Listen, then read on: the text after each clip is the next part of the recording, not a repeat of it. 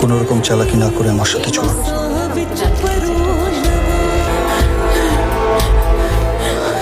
I sorry আপনাকে এভাবে নিয়ে আসার জন্য। কি আপনি? বিশ্বাস করুন, আমাকে ফাঁসানো হয়েছে। আমি আপনাকে বিশ্বাস করি না। আপনি কমিশনার সাহেবের মেয়ের সঙ্গে যা করেছেন।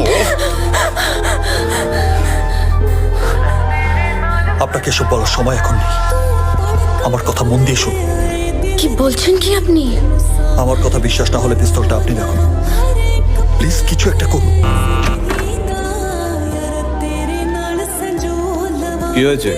আসুন এনি প্রবলেম? স্যার। এ কি রাজীব বাবু, আপনি এখানে কি করছেন? শোভা, ইমিডিয়েটলি পুলিশকে ফোন করো।